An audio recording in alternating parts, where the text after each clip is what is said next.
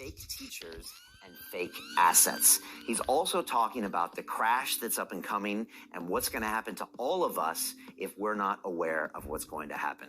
He went on to talk about how you can avoid paying taxes, the implications of cryptocurrency. This is an episode you don't want to miss. But I was also super honored to participate with Robert in America's first weekly cash flow summit. It's a brand new way of making money. And as a former Wall Street trader, I was super excited to introduce this investment strategy to the public for the very first time. Now, as the host of the event, I'm able to offer you an exclusive space at the summit. But to secure your spot, you must act now.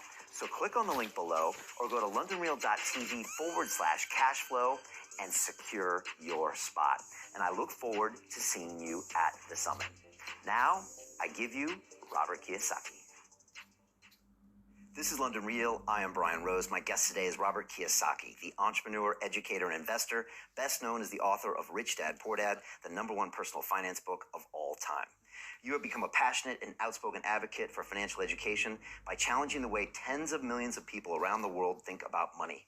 Your new book, Fake, warns of the next financial crisis and what we can do to protect ourselves. Robert, welcome back to London Real.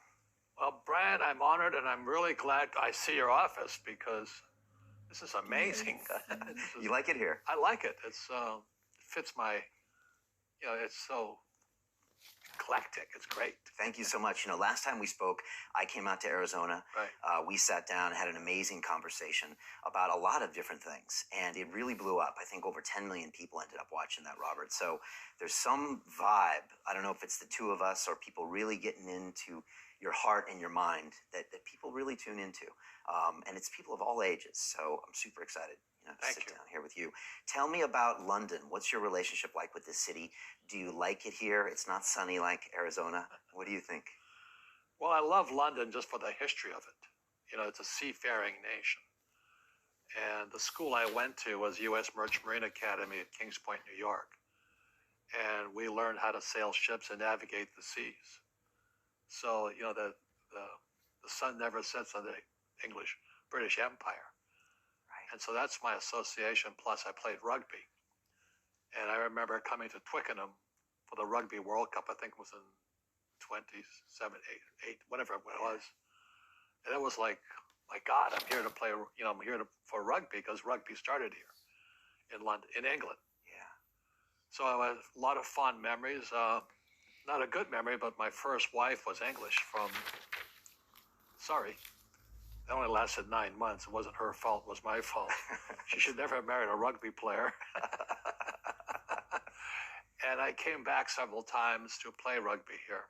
So it's been, those are my drinking and playing rugby and chasing beautiful women days. I loved it here. So anyway, that's my association with England. Yeah, well, welcome back. I mean, you were a merchant marine, spent a lot of time, all around the world doing that. And I guess England really paved the way for a lot of that seafaring tradition and protocols, right? Correct. They ruled the oceans. There was a British East India Company, one of the most notorious pirate company going. One of the first limited companies, right? Correct. And the American flag is a flag of the British East India Company. And most people don't know that. So they said, well, in America, they tell us that Betsy Ross sold the flag. All Betsy Ross did was take the British East India flag. You should look it up. And she put stars on it. Really? And that was the American flag. So the sun still doesn't set on the English Empire. I'm going to look that up. We were called the Great Pirates. Yeah.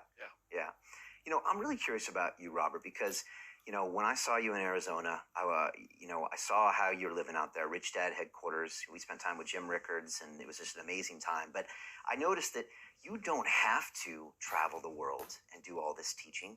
You could retire, but you still do. And I'm wondering what pushes you to get out there and make these long trips. I mean, even when I saw you in Arizona, you were just coming back from Japan. You were, struggling with health, but you were showing up and making it happen. Well, the long answer to a short question is being an entrepreneur. I was in the rock and roll industry. And back in the 80s, I started studying with a man named Dr. R. Buckminster Fuller best known for the geodesic dome. So in '67, I hitchhiked from New York City to Montreal, Canada, to see Expo '67. And Buckminster Fuller's dome was the U.S. pavilion there. So Expo '67 was the World's Fair on the Future, and Fuller was a futurist. But I didn't meet him there. And then back in 1981, I finally met him in Kirkwood, California, on a seminar called The Future of Business. And so I studied with him 81, 82, and 83.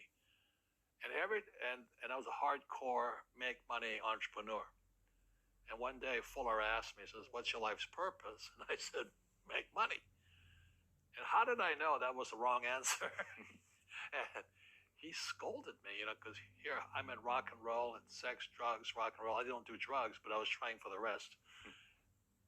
And he goes, "It's a waste of a good mind just to make money." I'm going, "What do you mean?" He says, I thought we were supposed to make money. And he just challenged my paradigm, the way I looked at world and the business. He says, and I cover this in Fake, and the question he asked me, he says, "Why don't you do what God wants you to do?" I went, "What?" He says, "Look, humanity is evolving. And you have to ask yourself, what does God want done? Not what Robert Kiyosaki wanted done. What does God want done?" And he kind of scolded me in front of the whole class. I'm going, "So what's wrong with rock and roll?" He goes, "It's about you. It's your passion, but it's not God's purpose." I'm not really religious. I'm not pumping that. So the question, I had to ask myself, what does God want done in the evolution of life? And it came to me, I don't think God wants people to be poor. And today in the world, America especially, is this gap between the rich and everybody else. Do you believe and I in know God? the game of the rich. My rich dad taught me, it because you're the banker. The game the bankers and the rich play is different than what they teach you in school. And that's the story of Rich Dad, Poor Dad. My poor dad, PhD, stands for poor, helpless, and desperate. They don't know anything about money. And they're teaching our kids. And my rich dad was an entrepreneur who never finished school. I grew up in Hawaii.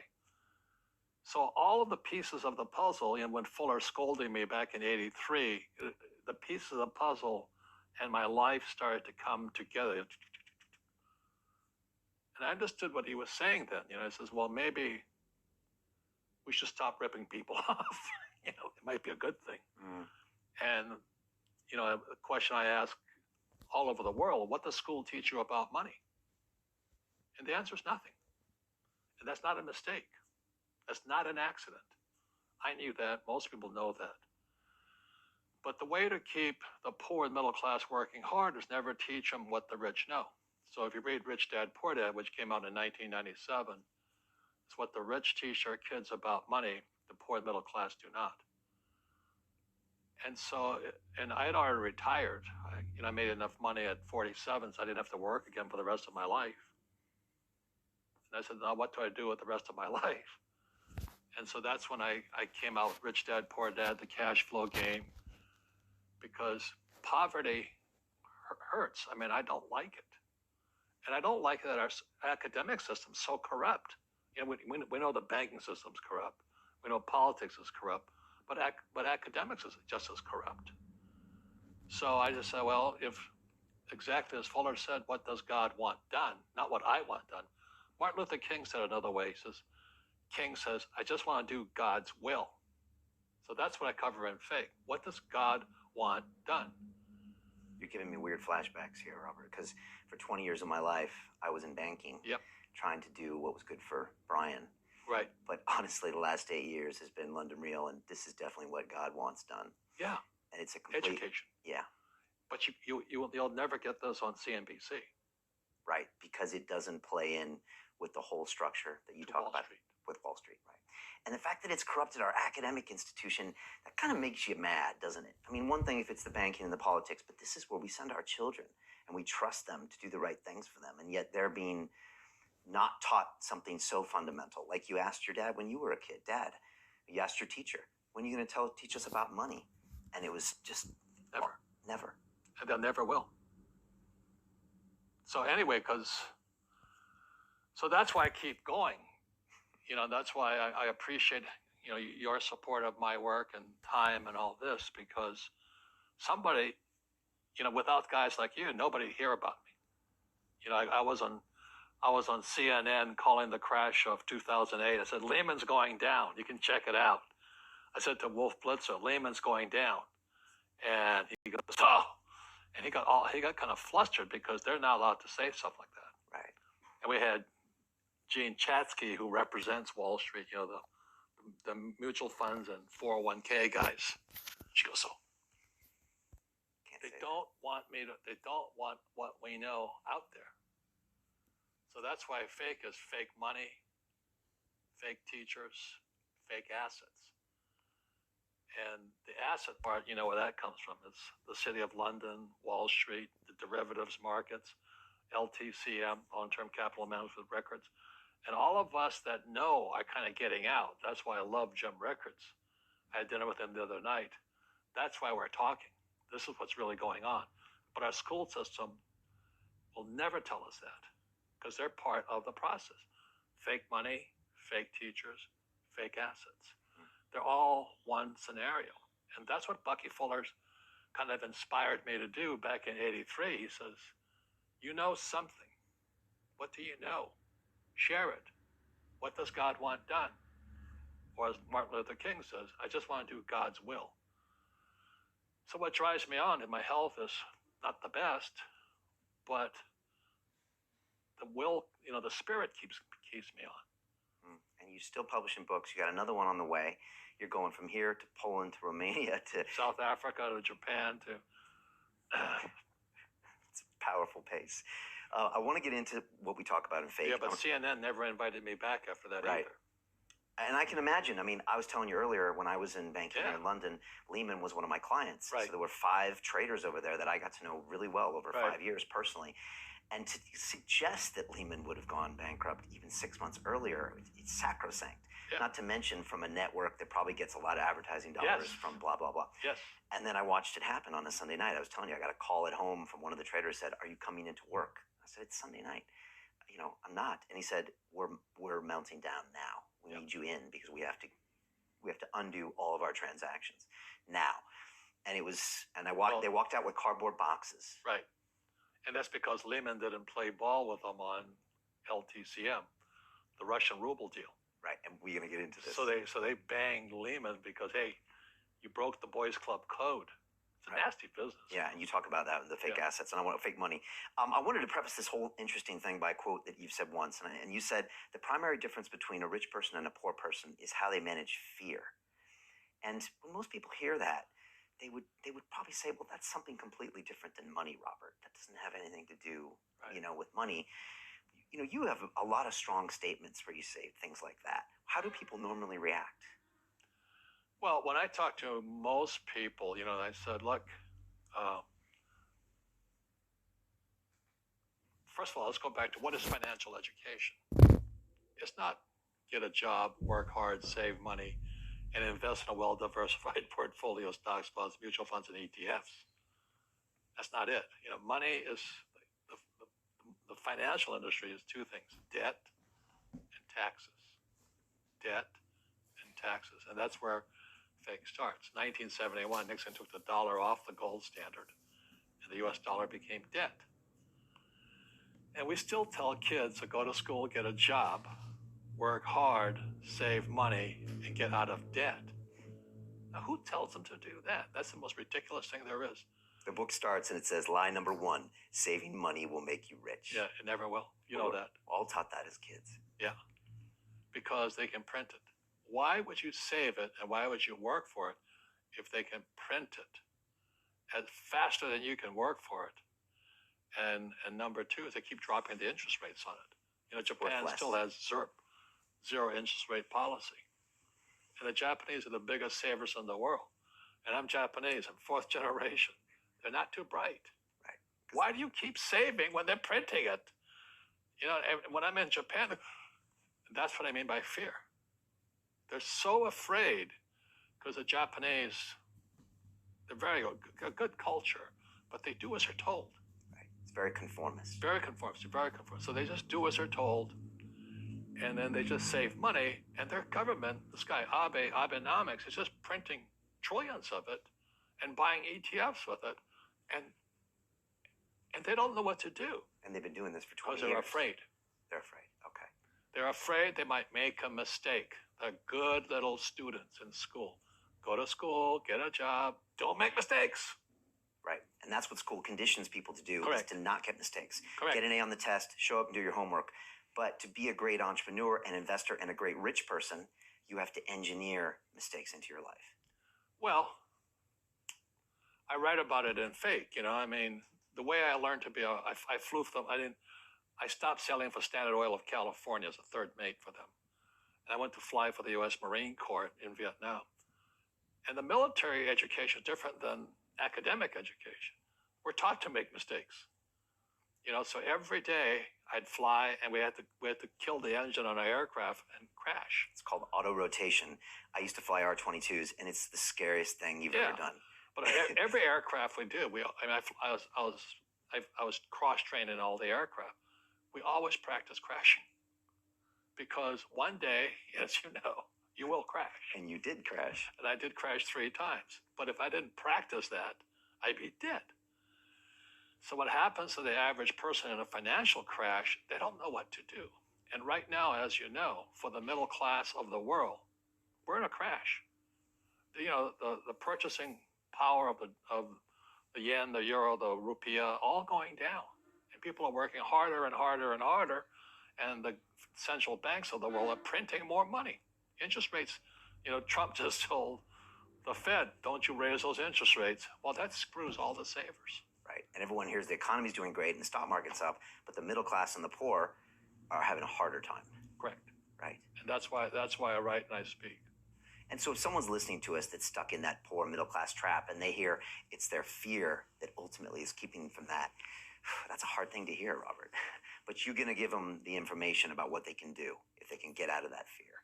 Well, every time I do a lot of speaking to the masses out there, you know, Lehman doesn't invite me in because they're gone, but they go, what, you know, it's so risky. What you're saying is risky. And I said, what I do isn't risky for me, but it's risky for you.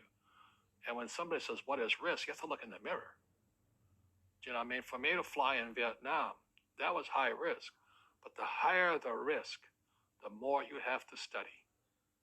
You know that, I know that. So if you're not going to study, you're not going to practice and all that, then you should do what Wall Street tells you to do. Buy, you know, 401ks, mutual funds, ETFs and all that. But that's where they're fake assets, because they only make Wall Street or the city of London rich. Just watch where the cash is flowing. Follow the money. Yeah. It's not making the poor middle class rich. You know, all Wall Street in America has done is rip off the pensions, because, you know, pensions are the biggest pool of money in America. And states like Kentucky, New Jersey, Illinois, California, Hawaii are going bankrupt because Wall Street went in and just sucked all the cash out of their pensions. So the school teachers like my dad, the firefighters and police officers, they have no retirement now. And so that's why it's fake money, fake teachers, fake assets. They're the same system. And that's what Bucky Fuller encouraged me years and years ago. He says, you better tell the world what you know. And that's what I knew. Let's talk more about this fake money, because I'd love to go through each one of these pieces and just keep a little bit more of an idea. So Nixon takes us off the gold standard, which basically means now they can print money whenever they want. So what you're saving and hoping that it'll be worth something one day is at the whim of the government to just print more and make it obsolete. Well, makes you upset just thinking about it, doesn't it? Yeah, if you read Rich Dad, Poor Dad, Rich Dad's lesson number 1, the rich don't work for money. Don't you touch that stuff. You said when someone gives you a paycheck, something inside of a person just shuts off, right? Well, it's not even that. They've already sucked the life out of your paycheck. Right. You see, in 71, that's where fake starts. My rich dad sent me a letter. I was stationed on an aircraft carrier off Vietnam. And it says, hey, did you know that Nixon took the dollar off the gold standard? And we didn't know. We're not in the banking industry. And he says, watch out, the world's going to change. So by the time I got the letter, it was 72. And then my co-pilot and I said, well, what does gold and gold standard mean? But we didn't know. Was illegal for Americans to own gold in 72. Imagine that. Wow. That's how powerful gold was. And the more I researched it, the more I found out. So my co-pilot and I, where the book starts, fake starts, we fly behind enemy lines to go look for gold, which proves Marines are not that smart. You were quite a wild one, weren't you, Rob? Yeah, we went to look for gold, and we're standing in front of this little Vietnamese woman who's the broker for the gold company, and she's selling this little cubes, little nuggets of gold. And then, gold was 35 an ounce. It was now pushing 50 an ounce. So I figured, well, she's behind enemy lines. We're behind enemy lines. I can negotiate a deal. And she's a little tiny woman, little red teeth because they chew beetle nuts all day long. And I go, I'll give you $40.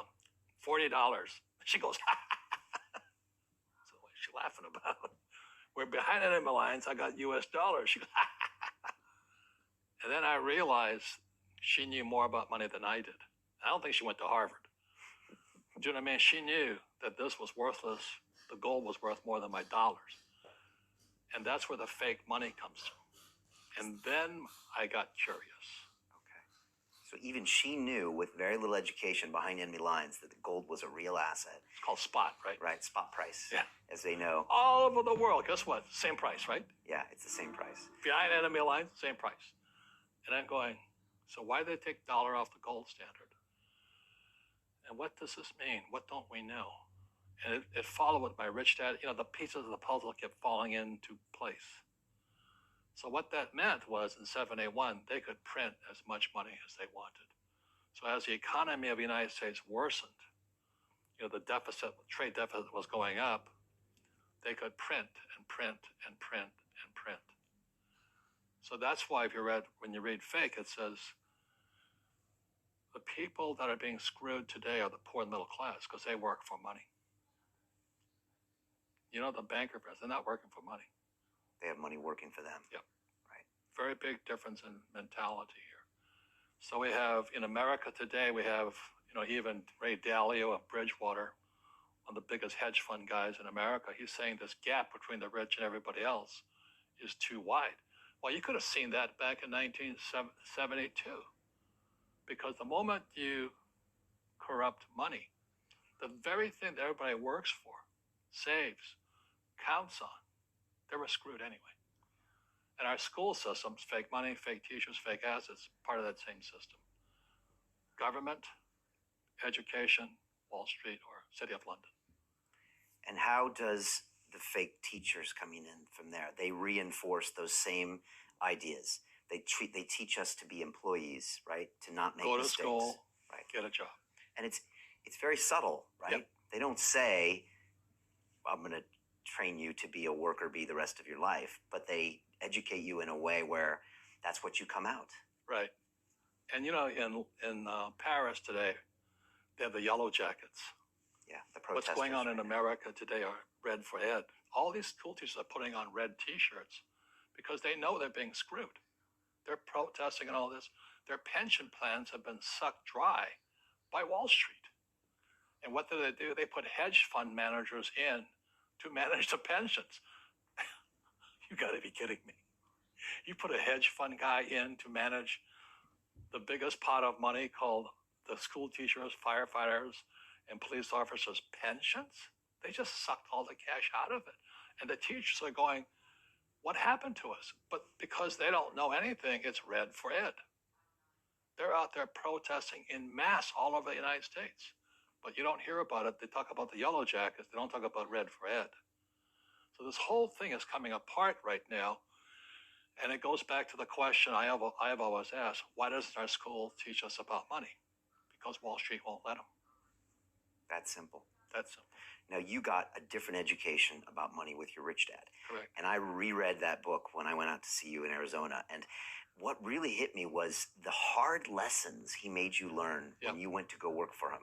And I don't even know how you kept going back, but because it was weeks and weeks of asking you to do things, I think not paying you, Right. but he was forcing your brain to be uncomfortable so he could turn it into kind of the entrepreneurial brain, right? Right. What were some of the things he was doing? Because for a young kid, I mean, it must have been flabbergasting, right? Well, I said, I want you to teach me about money. So it was, so why should I teach you? You go to school, my poor dad's not going to teach you. He says, I said, oh, finally he acquiesced. He said, okay. He says, but if I teach you, you work for me for free. And I said, why for free? And my poor dad went nuts. He says, because if I pay you, you think like an employee. Your brain will change. If you learn never to work for money, you'll be a rich man. So my dad, the poor dad. And the backstory for people, your dad was the poor dad, Right. PhD. Stanford, Northwestern, University of Chicago, the head of education for the state of Hawaii, candidate for lieutenant governor of Hawaii as a Republican of all things. They know nothing about money, and they teach our kids. Right. They're good people. 80% are good people. 20% just are there for the pension and the paycheck. We know that. And your dad knew that the poor dad was the one to go talk to about business. Like he knew that you should go talk about him about money. Right. My poor dad said, go talk to your best friend's father, Mike's father. I said, why is that? He says, because Mike's father's an entrepreneur. And, I'm 9 years old, so what's an entrepreneur? And he said, well, I'm an employee. They're two different people. Right. Mindset-wise. Right. And this is powerful. Once you give someone a paycheck, their brain turns off. Correct. Because it's... And then the promise of a pension. Right. And job security. Which is kind of a paycheck in disguise. Correct. After you stop working. Back to that old analogy, give the man a fish, eats for the day, teach him to fish, eats for a lifetime. One is capitalism, one is socialism. Right. Today, and I don't know if you've been following it here in the UK, but the Democrats, they've gone hardcore communist. They have Ocasio-Cortez, Elizabeth Warren. Bernie Sanders looks like a conservative. And he's as hardcore socialist as they come. And they want to give everybody free education, free medical, free manicures, free pedicures. Universal basic income. Universal income. What do you think of all that? That's wonderful if you know how to pay for it. But they'll do anything to get elected. Right. Yeah, they have to go extreme right now, otherwise they have no chance. Right. And so a couple of the lessons, your rich dad said, I'm not going to give you a paycheck. And yet you still showed up. What was he trying to do those first few months were you working for him? What was he trying to get across to you? Because he taught you the hard way about money. Well, it came from a lesson before Rich Dad. I was in Sunday school. I flunked out of Sunday school also. I never did that. I never did well in Sunday school. Okay. But my Sunday school teacher's a young, pretty woman, and she said, I'm like 9. And she goes, why were the 3 wise men wise? I go, because they were rich. And they gave the swaddling Jesus gold, frankincense, and myrrh. So they had to be rich guys, I said. And commodities as well. Yeah, good idea. And she goes, no, that's not it. I said, well, they had gold, frankincense, and myrrh. Well, that's not it. So why were they wise? I don't know. She says, what made them wise was they always sought the best teacher. And she says, if you're going to be successful in your life, you've got to find the best teachers. And so with that, when my poor dad said, go seek out your rich dad, I was just following her advice. And today, that's why you and I know Jim Rickards and Nomi Prinz and all these people. They're the guys that actually came from the inside, just like you, from the inside the machine. And they know what's going on. And they tell the world what's going on. So I've had a habit ever since then, or a policy, if I find out there's a great teacher, and a great teacher is somebody who comes from the inside, not the outside. When I was in flight school, I swear to God, my instructors could fly because I flew with them. But in school, you don't know if your instructor is for real or not. That's where the fake teacher comes from. When I was in my MBA program, I was still in the Marine Corps. Came back from the war. I'm in the MBA program, and back then, this is 73 now, and the students were spitting on me, yelling at me at the University of Hawaii, you know. I mean, I'm there, I was stupid enough to go in my Marine Corps outfit, my flight suit. And they were yelling at me, baby killer and all this. I'm sitting in this classroom, and my MBA accounting teacher doesn't know accounting. You know, I'm going nuts. I'm not an accountant, but I knew he wasn't an accountant also. So I took him on. I said, are you an accountant? He goes, I have a master's in accountancy. I said, that's not the question. Are you an accountant? I have a master's in accountancy. And I stood up and I said, you know, Marines are not the brightest guys. I said, are you an accountant? Same answer. I said, you're a fake. You don't know what you're talking about. And to this day, when I listen to what people are teaching kids about accountancy, it's bad accountancy. Right, because it's not practical. It's not real world. It's confusing. Right, right. And you know, assets put money in your pocket. Liabilities take money from your pocket. They count anything of value as an asset. They count your car as an asset, your house as an asset. When it's really taking money from your pocket. Your retirement plan, guess what? It's a liability. It's taking money from your pocket every month. And whose pocket does it go to? Wall Street or City of London. And that's why, as you and I know, these funds, you know, they sit there, they go, assets under management. That's what they're paid on. You're not making any money, but they're making fortunes on the fees and assets under management. And most of these hedge fund guys and all that, you're not making any money, but they're sucking the fees out every day. Right. And most poor people confuse assets for liabilities. They think their home is an asset. It's actually a liability. Right. And again, that's why I was yelling at the accounting teacher. I said, an asset is a noun, like a house. Cash flow is a verb. So to understand if it's an asset or liability, it takes a noun plus verb. So if the cash is flowing out of your pocket, it's a liability. If the cash is flowing into your pocket, asset, verb, it's an asset. So I own 7,000 rental properties. Those are assets. Every month, the cash flows in. Whereas many people have the big house on the hill and the cash is flowing out. Right. And they're going broke. Right. It's like a frame of mind. The other thing the poor don't understand is the number one expense for most people is taxes. And yet we don't even see it. Isn't that weird? You walk around and you look at the paycheck and say, that doesn't seem right. And you don't realize that the government's got a huge hand in your pocket and you are doing nothing to minimize that. Again, right. This is what's very different about the rich and the poor. Well, the reason the rich don't work for money is number one expense is tax. See, there's three kinds of income: earned, portfolio, passive. So earned income is if I get a job, that's earned income. If I'm a doctor or a programmer, that's earned income because I'm working for it. If I buy, let's say, Apple for $10 and I sell it for 20, that's portfolio income, capital gains. Yeah. But passive income, which is cash flow, is never taxed. So it's not, and so these guys are screaming right now in America, tax the rich. I said, good luck.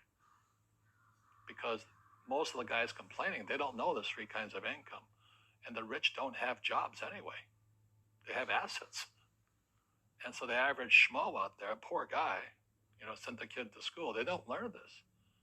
So that's why in Fake, as you were talking about it, there's a newspaper article about Jared Kushner. And he explains how the Trumps and the Kushners don't pay taxes and make millions of dollars. And the reporter couldn't understand him because our schools will never teach you that three types of income. And they judged him and say they're wrong and it's cheating. And we see that over and over again. Amazon not paying taxes. What do you say to people when they come up to you and say, Robert, it's not fair. It's not fair they're not paying taxes? Well, there's always three sides to a coin, heads, tails, and the edge. So which side of the coin are you on? From my side, it's fair. But this is the difference. Everybody can do the same thing I do because the tax laws are for everybody. We don't say, well, the tax laws are only for the rich. No, the tax laws are for everybody to use if you have the right financial education. And the reason I'm an advocate of financial education, without that education, you have to pay taxes. You see, very few people will buy what I do, make $1 million and pay zero tax. That takes, and my rich dad taught me that playing Monopoly. That's how it started. 4 greenhouses, 1 red hotel. Or the McDonald's formula. I write about it there. McDonald's, Ray Kroc. Yeah. McDonald's is in the real estate business. So they sell hamburgers, but they buy real estate, so they pay no taxes. This guy Bezos, he's $16 billion. How much tax do they pay on that $16 billion? Zero. And that's all legal. Anyone can do it. Everybody can do it. But most people lack the education. Correct. So Jared learned about money when he was a kid by watching his father, by watching these people invest in real estate, and said, wow, not only do you get to make the money, you get to keep the money. That's a big problem a lot of people don't understand. Look how much money I made, but how much did you keep? Because that could be half. How much tax did you pay? Right, what tax did you pay? And so you always say, this is the law. The law is true for every citizen. You can do it, but most people just don't do it. Sometimes, like you said, they don't have the education, because you need to have a plan if you're going to go do risky things. Well, it's not risky. I mean, to me, what's risky is having a job and paying taxes. And saving money because they're printing it. That's the worst thing of all. And that's why there's fake money, fake teachers, because the teachers they don't know it. Right. And fake assets, because Wall Street or the City of London or Lehman Brothers or Goldman and all, they're not going to tell you this. Yeah. How are there billionaire bankers today? Aren't they supposed to be watching your money, Yeah, I want to talk about that. You said in here also, the greatest asset you have is your mind. What does that mean? Well, because money doesn't exist anymore. Inside Fake, I cover the infinite return. When I came back from Vietnam in '73, January of '73, my poor dad said, get your MBA. And my rich dad laughed. And so I asked my, why did he laugh? Why did your rich dad laugh? He says, because you're going to turn out to be an employee. Who else hires guys with MBAs? He was just pragmatic about it. He says, if you really want to be rich, take a class on real estate. And I said, why is that? He says, I didn't know at the time, but once you understand real estate is based on debt.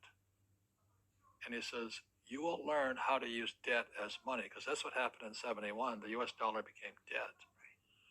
So once you learn how to use debt as money, you can never say, I can't afford it. See, because the banks will give you, so the banks, after the crash of 2008, the banks gave me $300 million tax-free to buy real estate that the idiots had lost. I hate this, and then they were idiots because the prices were so high. Why would you buy it at the top of a market? Don't you know that's going to crash? No. This is, that was the subprime, was the derivatives market, the MBSs and all that stuff, had driven the price of real estate so high, and the rest of us were just waiting. Domestic violence? And then when the whole thing came crashing down, all this real estate was now available, and they needed, the Fed and those guys in the Treasury needed guys like us to go in there. So Wall Street gave us hundreds of millions of dollars to mop up all that real estate these guys had lost. Now, it's fair because everybody could do it. So, when I asked the average guy, I said, why don't you use debt? They can't even get a loan because their scores, their FICO scores, I don't even have them here, are so bad. Right. So that's what's going on in the world today. It's fake money, fake teachers, fake assets. The school teachers will never tell you that because they don't know it. My poor dad never knew that. And they think the rich are crooks. The rich just play by different laws. The rules are the same, but you have to do what the government wants you to do. Talk to me about these fake assets and what do people have to know about them? We were talking about my history in the crisis. I remember in '98 when the Russian ruble crashed. Jim Rickards, our friend, was at Long-Term Capital Management. Yeah. I was trading derivatives at Bankers Trust and the First National Bank of Chicago. Yeah. And I saw them out there, and everybody wanted to do business with Long-Term Capital. It was a big hedge fund, and it nearly went bankrupt. But LTCM nearly took down the world economy. Yeah. One hedge fund with these quote-unquote fake assets. Well, because nobody took in the counterparty risk to it. Right, and they were highly levered. because they were these rocket scientists, right? They were Nobel Prize winners. Yeah, Nobel Prize winners, Myron Scholes, and then one of the big guys from Salomon Brothers. John Merriweather. Yeah, Merriweather, who was in that book, Liar's Poker. Yeah. They went out there, and on their reputation alone, they didn't have the balance sheet to back it up. They got 20x leverage, 30x, 40x, 50x leverage, and they had massive positions. And when the ruble moved and markets moved, not only were they about to go bankrupt, but all the institutions that had lended money to them were about to go bankrupt. The counterparty. Yeah, the counterparty. And I saw this happening, and it was pretty crazy. Yeah. But how can you explain that to people? And then what do they need to know about fake assets to protect themselves, especially from this upcoming crash or crisis that's going to happen? Can I give you a very simple? Please. Okay, I think I got it. This is, because I like to, Rich Dad is important because they keep it simple. Okay, this here is a balloon. So in 1971, Nixon took the dollar off the gold standard. So what did that mean? That meant the U.S. government, the U.S. Treasury, could now print money. So the U.S. Treasury would sell a bond to the Fed. Over here would be the Bank of England, Bank of Japan, ECB, and all this. So in 71, it was the U.S., not anybody else, basically screwed the world economy. So rather than fix the economy, they just did this.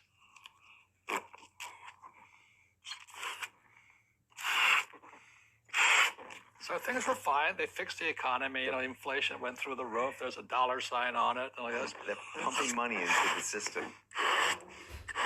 So 87, there was, the real estate, everything's getting expensive. Inflation's going crazy. This is the 80s. Right. 87 crash, big crash. Did anything happen? No, nothing happened. They just. So 87, it went like this. And then there was the LTCM plus the Southeast Asian crash, the rupiah crash, and all this. Yeah, in the end of the 90s. So what did Greenspan do? It was the Greenspan put, right? He says, oh, don't worry. We'll give the banks all the money they want so you won't crash. So the banks and Treasury and the central bank, the Fed and Bank of England, they're like keeping this thing up. So everything's inflated now. They're pushing money into the system to prop it up every time. Fake money. Fake money. This is fake money Right. going in. So then in 2000, the dot-com crash hits, goes. So Greenspan kind of panics and he says, oh my God, we better keep this thing going because that was a pretty big pop, Yeah, I was there. So 2008, that's when everybody was into derivatives and, pumping this baby up. And it did nearly come down. We had some Lehman came down and Bear Stearns was wiped out. And it was like this. So what did Bernanke and those guys do? More. So after 2008, they just kept pumping it. And it's getting worse. So now we have the stock market, this one area of the economy, all-time highs, floating on fake money. Real estate, I don't know how people can afford to live. In New York, I was looking at a condo for $55 million. Real estate in Silicon Valley, you can't afford to live there. And then all these companies started borrowing money, so the economy's good, and unemployment's low, and all this. They say there's no inflation, but have you seen the price of food, real estate, and student loans and medical? It's a bubble, So now what's going to happen is the baby boomers, my generation, are going to start to retire. There's no money there. Social Security is broke, pensions are broke, the students are broke. They're screwing everybody with debt. So let me ask you a question. This is making me nervous. I know. This is called not economics. This is called bubblenomics. But they'll never teach you this in school. Why do they keep printing money? Because they want to save something. Because it's an addiction. This is like heroin. The moment you take that one hit, they say, okay, I'll quit next week. And the economy gets worse, so they go, Trump gave us a tax cut in America. This thing gets bigger and bigger and bigger. So what happened in 2008, they stopped it by printing money. So they call it the Great Recession. But they didn't really fix anything. Right. Derivatives went from 700 trillion to 1.2 trillion today. twice as much. And that is net, doesn't tell the whole story. So when the recession hit, the PhD standard came in. That was Bernanke, and then Yellen. The PhDs said they have PhDs. Was no different than long-term capital, LTCM. They had Nobel Prize winners, people like my poor dad, academics, So anyway, this is what's going on in the world economy today. So the baby boomers are going to retire now. Student loans are bust. So do you have to be an economist to say what's going to happen? Because we're fighting a 12-year war now. Entitlements are going through the roof. National debt to GDP is 109 in America, 109%. 90% is too late. We have to keep printing now. So this is called bubblenomics, and this is what's going to happen. Got it? I got it. Is that economics 101? You're fulfilling your true purpose if you commit your life to the highest advantage of others. I wrote Rich Dad, Poor Dad because I'm serving a mission to serve my fellow human being. Because the school system will never teach you about money. They teach people to be poor. Poor people say, I can't afford it, I can't do that, I don't have time. Because it's an escape. The reason they're poor is they haven't failed. It's that fear mentality. You play it safe and you don't introduce new risks into your life. We got to change what we teach our kids. You introduce a real different mindset. How can I afford it? How can I do that? A question opens the mind, a statement closes the mind. One of the greatest ways to acquire great wealth is playing Monopoly in real life. So my game financially is business, number one. Second is real estate.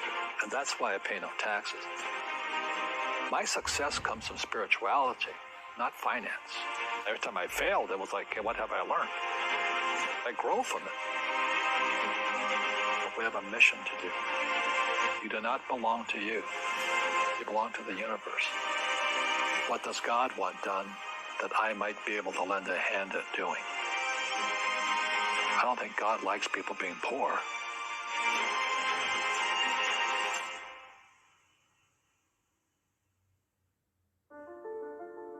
They say that the human race is doomed, that we have lost touch with our true nature, that the media has corrupted us, and that the planet has no future.